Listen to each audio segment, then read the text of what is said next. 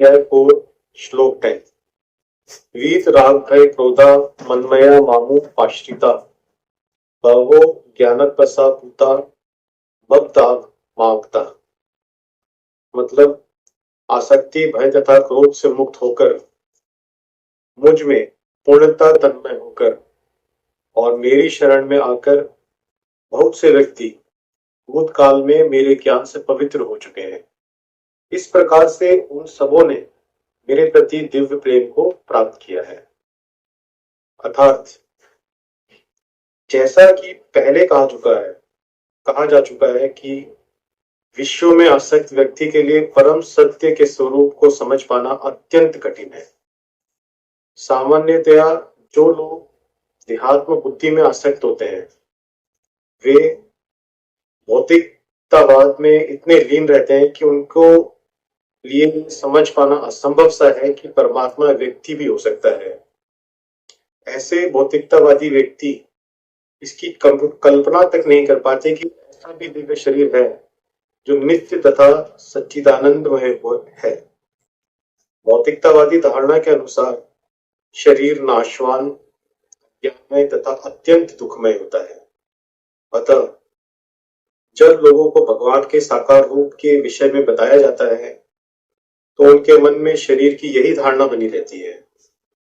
ऐसे भौतिकतावादी पुरुषों के लिए विराट भौतिक जगत का स्वरूप ही परमत्व है। फलस्वरूप से वे परमेश्वर को निराकार मानते हैं और भौतिकता में इतने तल्लीन रहते हैं कि भौतिक पदार्थ से मुक्ति के बाद भी अपना स्वरूप बनाए रखने के विचार से डरते हैं। जब उन्हें ये बताया जाता है कि आध्यात्मिक जीवन तो व्यक्तिगत तथा साकार होता है तो वे पुनः व्यक्ति बनने से भयभीत उठते हैं। फलतः वे निराकार शून्य में तदाकार होना पसंद करते हैं। सामान्यतया वे जीवों की तुलना समुद्र के बुलबुलों से करते हैं जो टूटने पर समुद्र में ही लीन हो जाते हैं। पृथक व्यक्तित्व से रहित आध्यात्मिक जीवन की यह परम सिद्धि है। यह जीवन की भयावह अवस्था है जो आध्यात्मिक जीवन के पूर्ण ज्ञान से रहित है। इसके अतिरिक्त ऐसे बहुत से मनुष्य हैं जो आध्यात्मिक जीवन को तनिक भी नहीं समझ पाते। वादों तथा दार्शनिक चिंतन की विविध विसंगतियों से परेशान होकर वे उब उठते हैं और गुस्सा हो जाते हैं और मूर्खता की वजह से ये निष्कर्ष निकालते हैं कि परम कारण जैसा कुछ है ही नहीं।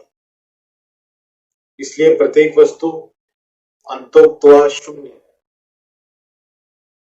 जीवन की रुग्णावस्था में होते हैं। कुछ लोग भौतिकता में इतने आसक्त रहते हैं कि वो आध्यात्मिक जीवन की ओर कोई ध्यान ही नहीं देते और कुछ लोग तो निराश होकर सभी प्रकार के आध्यात्मिक चिंतनों से क्रुद्ध होकर प्रत्येक वस्तु पर अविश्वास करने लगते हैं। इस अंतिम कोटि के लोग किसी न किसी मादक वस्तु का सहारा लेते हैं जैसे शराब, और उसकी मति विभ्रम को कभी कभी आध्यात्मिक दृष्टि मान लिया जाता है। मनुष्य को भौतिक जगत के प्रति आसक्ति की तीनों अवस्थाओं को छुटकारा पाना होता है। यह आध्यात्मिक जीवन की उपेक्षा, आध्यात्मिक साकार रूप का भय तथा जीवन की हताशा से उत्पन्न शून्यवाद की कल्पना। जीवन की इन 3 अवस्थाओं से छुटकारा पाने के लिए प्रामाणिक गुरु के निर्देशन में भगवान की शरण ग्रहण करना और भक्तिमय जीवन के नियम तथा विधि विधानों का पालन करना आवश्यक है। भक्तिमय जीवन की अंतिम अवस्था भाव या दिव्य ईश्वरीय प्रेम कहलाती है। भक्ति सिंधु के अनुसार भक्ति का विज्ञान इस प्रकार है। प्रारंभ में आत्म साक्षात्कार की सामान्य इच्छा होनी चाहिए। इससे मनुष्य ऐसे व्यक्तियों की संगति करने का प्रयास करता है जो आध्यात्मिक दृष्टि से उठे। अगली अवस्था में गुरु से दीक्षित होकर नव दीक्षित भक्त उसके आदेशानुसार भक्ति योग प्रारंभ करता है। सद्गुरु के निर्देश में भक्ति करते हुए वह समस्त भौतिक आसक्ति से मुक्त हो जाता है। उसके आत्म साक्षात्कार में स्थिरता आती है और वह श्री भगवान कृष्ण के विषय में श्रवण करने के लिए रुचि विकसित करता है। इस रुचि से आगे चलकर कृष्ण भावनामृत में आसक्ति उत्पन्न होती है, जो भाव में अथवा भगवत प्रेम के प्रथम सोपान में परिपक्व होती है। ईश्वर के प्रति प्रेम ही जीवन की सार्थकता है। प्रेम अवस्था में भक्त भगवान की दिव्य प्रेमा भक्ति में निरंतर लीन रहता है।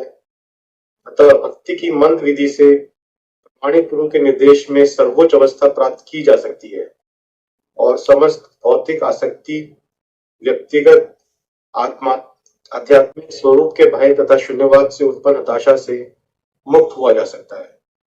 तभी मनुष्य को अन्य अंत में भगवान के धाम की प्राप्ति हो सकती है। जय श्री कृष्ण।